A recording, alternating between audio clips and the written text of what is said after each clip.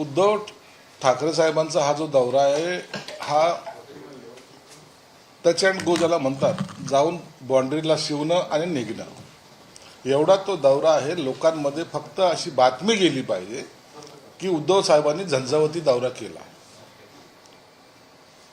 तुम्ही जर पाहिलं तर त्यांच्या दौऱ्याचं वेळापत्रक हे सामनामध्ये आलं आहे. या सामनामध्ये जे काही वेळापत्रक आहे त्याच्यामध्ये यवतमाळला सकाळी 10:30 वाजता कार्यक्रम आहे, तिथून वाशिमला दुपारी 2 वाजता आहे. म्हणजे यवतमाळ टू वाशिम जायला किती वेळ लागतोय तर जवळपास 1.5 ते 2 तास लागतं.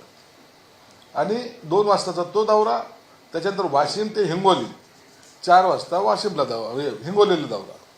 हा धावता दौरा, यामध्ये किती कार्यकर्त्याला भेटणार आहेत, काय बोलणार आहेत, किती लोक जमणार आहेत, या सगळ्या ज्या गोष्टी आहेत फक्त यासाठी केला की 6 खासदार त्यांना सोडून गेले आणि त्यांच्यानंतर मी त्या मतदारसंघामध्ये जाऊन आलो, एवढाच काहीतरी त्यांचा तेवढा हेतू त्यांचा होता.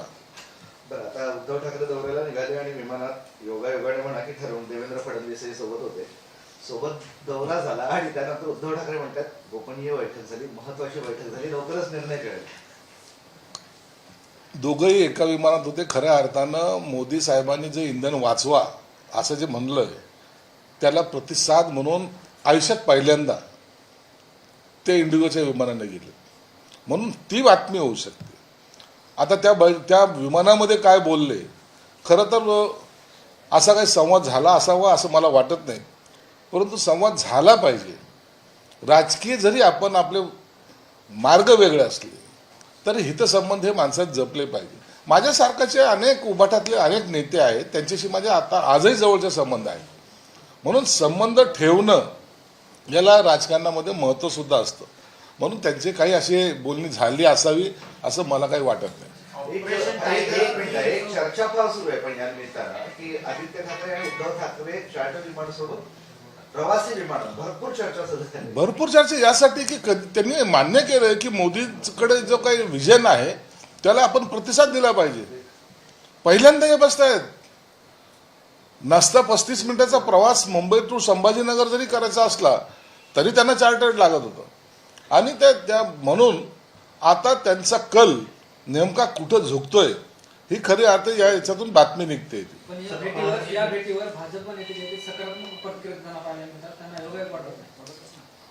योगायोग नाहीच आहे ना तो. हे जे काही आता विमान प्रवास झाला त्याच्यामध्ये काही बसले, त्याचे फोटो आता पेपरमध्ये आलेले आहेत. एकाचं तोंड एकीकडे आहे, दुसऱ्याचं तोंड दुसरीकडे, आणि म्हणून त्यांनी केलेला दौरा त्यांना आमच्या शुभेच्छाच आहेत. ऑपरेशन टायगरची आता पुन्हा एकदा मोठी चर्चा होती. ऑपरेशन टायगर 3 याच्यासाठी शिंदेचे 5 शिलेदार ठरले. त्यामध्ये उदय सामंत, प्रताप सरनाईक, अर्जुन खोतकर, निलेश राणे, दादा भुसे यांच्यावरची जबाबदारी देण्यात आली आहे की ठाकरेंच्या शिवसेनेची 14 आमदारांशी संपर्क करण्यात. तुम्हाला काय माहिती आहे? अहो, असे ऑपरेशन करताना कुणाचे नेमणुका करत नसतात. हे काय पक्षाचं पद आहे का? एखादा शपथविधी घेऊन त्यांना कामाला लावायचं असंच असतं का? ऑपरेशन हे ऑपरेशन असतं, त्याच्या चर्चा ह्या होत नसतात.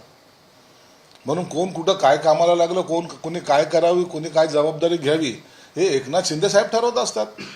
आणि ते जेव्हा ठरवतात तर त्या बातम्या कधी बाहेर येऊ शकत नाहीत, ते कुणाला कळवू सुद्धा शकत नाही.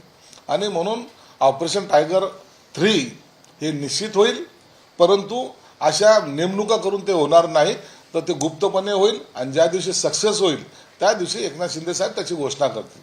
मुख्यमंत्री आणि माझ्यात उच्चस्तरीय चर्चा झाली. अत्यंत उच्चस्तरीय चर्चा उद्धव साहेब आणि देवेंद्र फडणवीस मध्ये झालेली आहे. त्यांनी हेही सांगितलं की उद्धवजी जर ऐकलं असतं तर मी तुमच्या मातोश्रीला आलो असतो, परंतु तुम्ही न ऐकल्यामुळे आता मला मातोश्रीला येणं बंद झालं, मला मच्छी खाणं बंद झालं. अशा काहीतरी गप्पा बिप्पा त्यांच्या झाल्या असाव्यात, म्हणून आम्ही त्याच्याकडे जास्त गांभीर्याने पाहत नाही. तुम्ही तो फोटो काळजीपूर्वक बघितला, म्हणजे एकाचं तोंड एकीकडे, दुसऱ्याचं तोंड दुसरीकडे होतं. मला उभाटा गटाचे नेते उद्धव ठाकरेंचा स्वभाव माहिती आहे. मी त्यांच्याबरोबर काम केलेलं आहे, म्हणून ते कधी तोंड फिरवतील आणि कधी तोंड इकडच्या तिकडं करतील याचा काही नेम नसतो हे मी जाणून आहे. सर रोहित पवार म्हणतात हे ऑपरेशन टायगर नाही, ऑपरेशन बाजार आहे आणि डिलिमिटेशनचे बिल पास झाल्यानंतर या खासदारांना काहीही किंमत राहणार नाही. आता आपला पक्ष वाचवण्याच्या भानगडीत पड. बाकीचे ऑपरेशन जे आहे ते ऑपरेशन कधी तुमच्याकडे येईल याचा काही नियम नाही आहे. आणि त्याच्यामध्ये तुम्ही आता जर काही जरी बोंबलत असले त्या टायमाला आमचे झेंडे घेऊन तुम्ही फिरणार आहात. म्हणजे ऑपरेशन तुतारी पण होणार का? ऑपरेशन तरी पहिलेच झालं असतं. अजितदादाच्या हयातीमध्येच हे ऑपरेशन झालेलं होतं. शरद पवारांना अजितदादा एकत्रितपणे दिल्लीला झालेली भेट, भाजपबरोबर जायचं हे ठरलेलं, दिल्लीला ठरलं होतं. हे काय माहीत नाही का रोहित पवारला? हे सगळ्या पक्षाच्या लोकांना माहिती आहे. आणि म्हणून या अशा गोष्टी आम्ही काही त्याच्यातले नाहीच असं सांगून जे काही राजकारण करायचंय हे आता चालणार नाही. भास्कर जाधवांचा एक स्टेटस आहे, कश्मीर वाले प्यार वफा सब बातें हैं, बातों का क्या, लोग भगवान को धोखा देते हैं तो इंसानों का क्या. काय कळायला वर्ग नाही, थोडाच धोका दिला. व्यथित झालेला आहे भास्कर जाधव.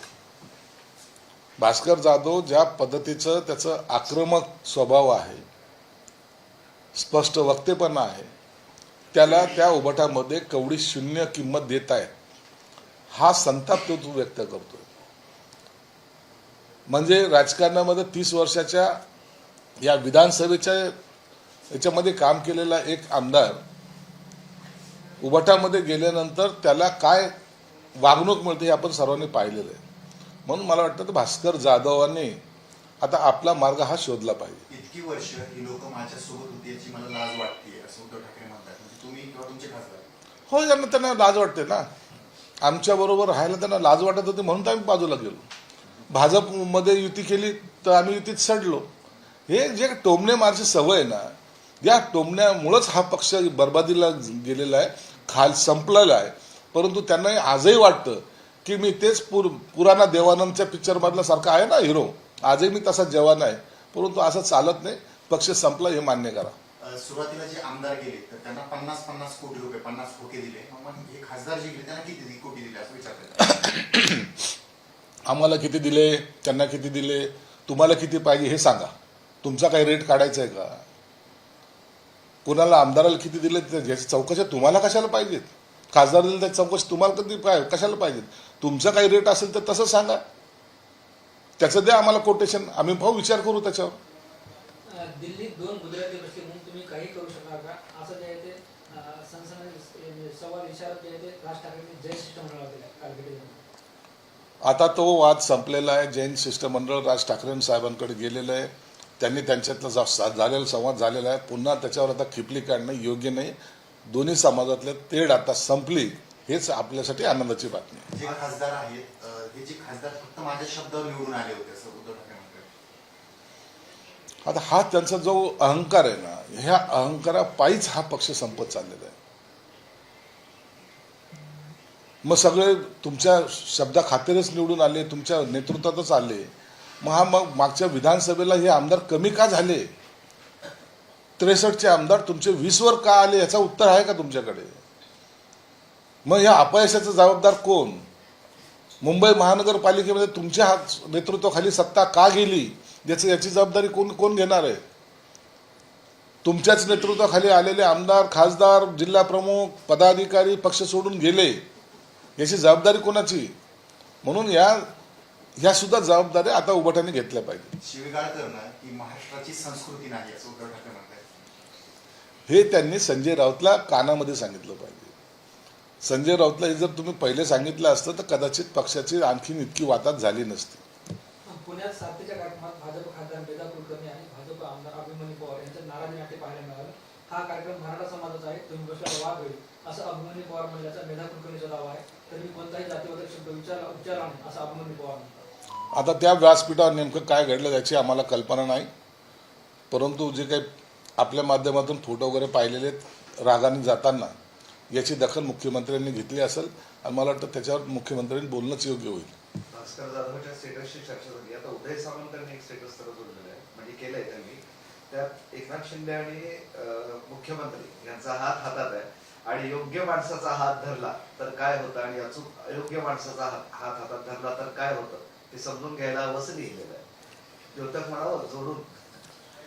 हे बघा, आम्ही 22ला जो काही उठाव केला त्याचं मागचं कारण होतं की भाजप आणि सेना एकत्रितपणे सत्तेमध्ये असली पाहिजे आणि त्याच्यावर आम्ही निवडणुका लढल्या होत्या.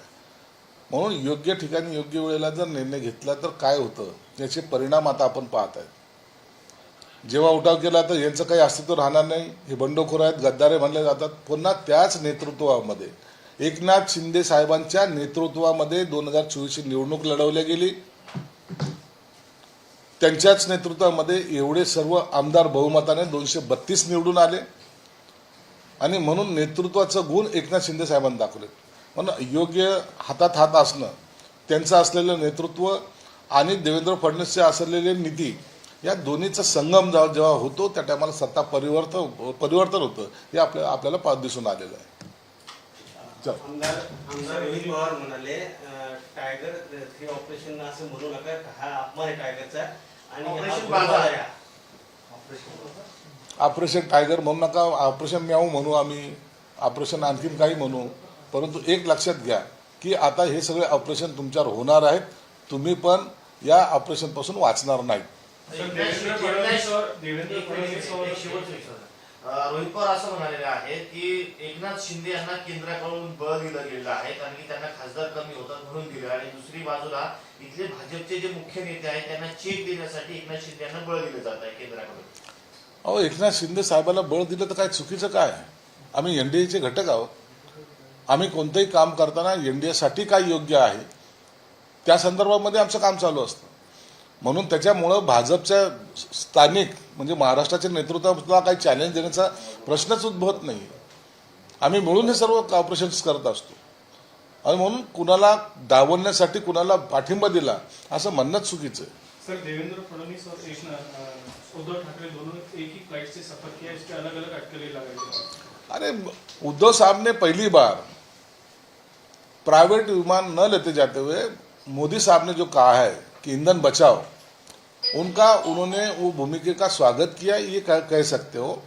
पहली बार वो लोकल फ्लाइट जिसको कहते हैं उसमें से उन्होंने आज नागपुर गए, विमान में देवेंद्र फडणवीस थे, वो थे. इसका मतलब ये नहीं है कि वहाँ पूरी राजकीय बातें होती है. मुझे लगता है राजकीय बातें छोड़ के भी पर्सनल रिलेशन रखना ये उचित होगा. मैं इसको राजकीय कोई घड़ामुड़ी होगी या तो कुछ होगा ऐसा हम मानते नहीं. गुलाबराव पाटिल ने दावा किया है कि ऑपरेशन टाइगर 2.0 जल्द शुरू हो गया है, जिसमें जल्द ही उद्धव ठाकरे के 14 विधायक सत्ता गुट में शामिल होंगे. गुलाबराव ने जो कहा है ऑपरेशन टाइगर 0.3 वो चालू होगा.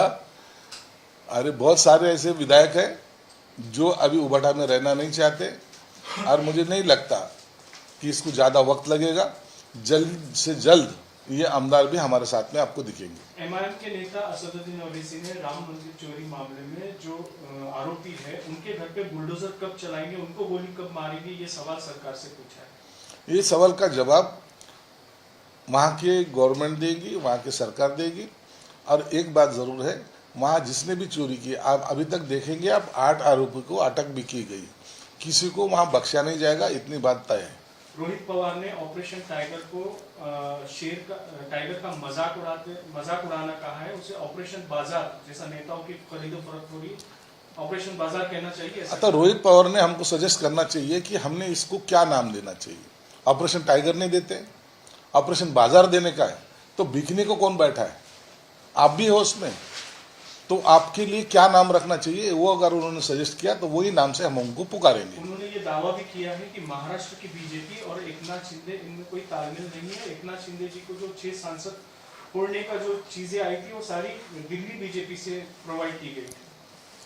देखो, ये हम एनडीए के घटक है, भाजपा सेना की मजबूत युति है. एकनाथ शिंदे साहब ने जो काम किया है उसका मतलब ये है कि एनडीए को उसका सपोर्ट मिलेगा. इसलिए भाजपा का स्टेट लेवल के लोगों से नाराजगी है ऐसा समझने की कोई भी गलती हम नहीं करते. हम सब मिलके ये ऑपरेशन करते हैं. उन्होंने ये भी कहा है कि अमित शाह कुछ दिन पहले महाराष्ट्र के दौरे पे आए थे, उन्होंने 1 लाख चलो का नारा दिया था. उसी के तहत जो है 2029 में एमएलए टूटेंगे और खास तौर पे शिवसेना के और अजीत दादा पक्ष के एमएलए टूटने वाले हैं. ये भी दूसरा रोहित पवार, ये भी दूसरा संजय राउत महाराष्ट्र में अभी नया जन्म उसने लिया है. इसलिए उसकी इतनी सारी बकवास चलती है। खुद की पार्टी को उसने संभालो, खुद की पार्टी के एमएलए कब टूटने वाले हैं, इसकी डेट भी हम उनको दिखाए होंगे। सर एक क्वेश्चन केंद्र सरकारच्या मंत्रिमंडळामध्ये विस्तार होतो आहे आणि त्यामध्ये असं सांगितलं जातं की विद्यमान आमदार जे आहेत आता मंत्री आहेत केंद्र सरकारचे ते बदलून आता नवीन खासदारांना संधी देण्याची चर्चा सुरू आहे। व केंद्र सरकारमध्ये मंत्रिमंडळामध्ये फेरबदल हा होत असतो, आपण गेल्या सरकारमध्ये सुद्धा पाहिलं। परंतु कुणाला मंत्रिमंडळामध्ये घेणार, कुणाशी डिच्यू देणार, हा सर्वस्वी अधिकार त्या पक्षाचे अध्यक्ष असतील, पंतप्रधान असतील किंवा त्यांच्या कोर कमिटी असेल त्यांना असतो।